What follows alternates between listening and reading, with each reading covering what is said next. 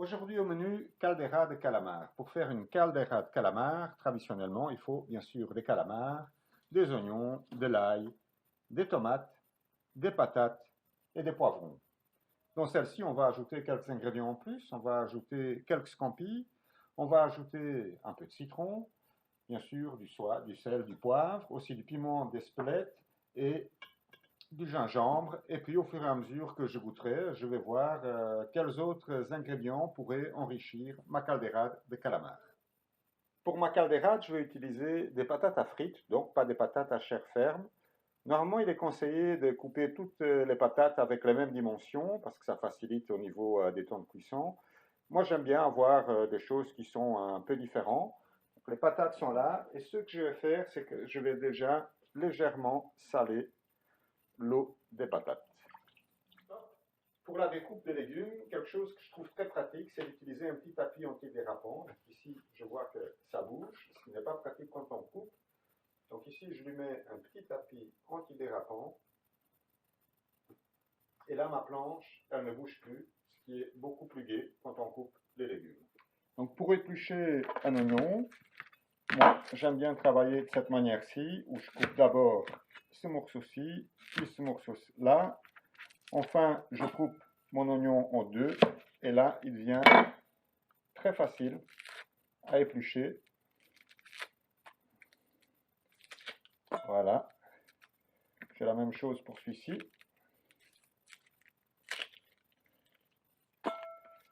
Voilà. Alors ici, le mouvement, ou plutôt la position des mains est très importante. Ce doigt-ci va se cacher derrière, les autres doigts sont rentrés et le couteau est légèrement en oblique. Mais ça permet de travailler à une vitesse raisonnable, sans grand risque de se couper. Voilà, et un de fait. Et on va faire le deuxième. Je vais faire une découpe un peu différente, parce que je vais l'attaquer sur le côté. Voilà.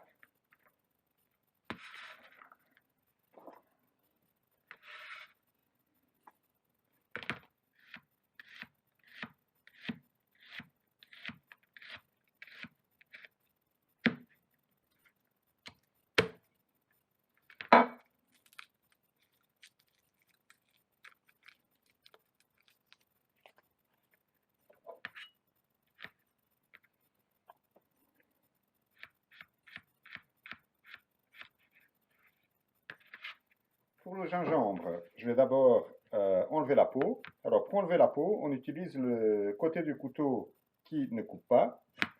Hop, et ça va tout seul. Et je n'ai plus qu'à couper.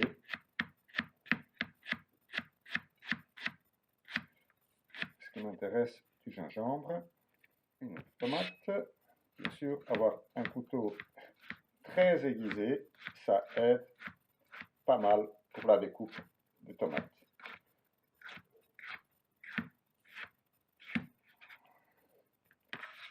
C'est magnifique, il ne pleut plus, donc je peux continuer dehors, ce qui est quand même plus agréable. Et je vais commencer par cuire un peu les scampis, ou plutôt frire, parce que je n'aime pas qu'ils soient trop cuits. Je trouve que ça n'a pas la même consistance, le même goût. Donc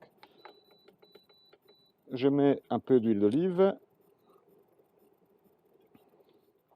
je poivre un tout petit peu.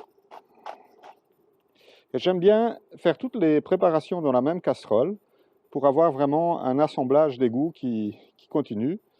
Et je mets mes scampis. Pendant que mes scampis sont en train de frire, je vais m'occuper de mes calamars que je vais couper en rondelles. Voilà, et de un. Mes scampis sont cuits, ou plutôt frits, donc en réserve.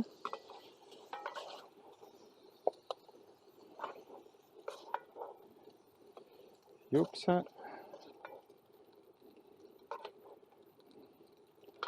J'arrache ce qui a accroché. Je mets un peu d'huile d'olive. Voilà. Et maintenant, je mets les légumes.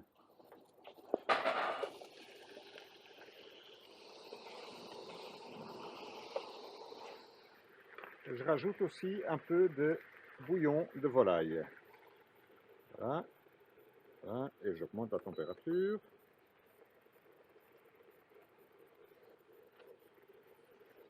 Je frotte bien le fond, comme ça on l'a un peu déglacé, on l'a un peu nettoyé, puisqu'après la cuisson va durer un certain temps et je ne veux pas que ça accroche. Je vais maintenant ajouter tout mon bouillon. Voilà. Et les calamars.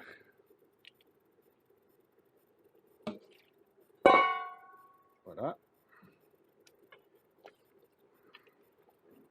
Les patates viendront plus tard, parce que comme c'est de la chair tendre, on va dire, il ne faut pas les mettre trop tôt, sinon ça devient de la purée et elles disparaissent.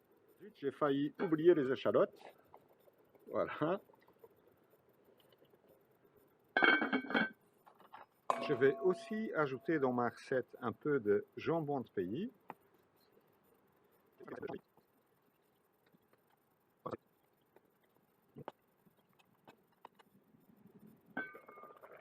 Un tout petit peu de piment d'Espelette.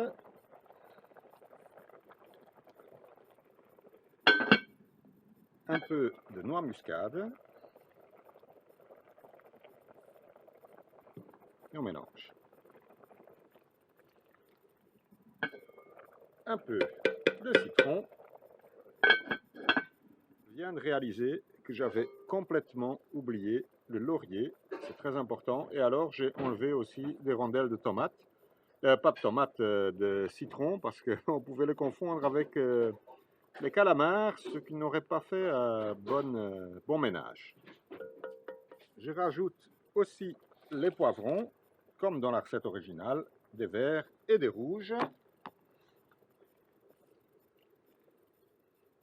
Il est temps de rajouter aussi les crevettes.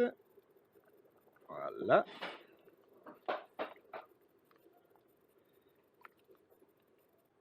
Ma caldeira de calamar cuit à feu doux depuis environ 2 heures et il est temps de rajouter les patates vu qu'elle va être consommée dans environ 1 heure.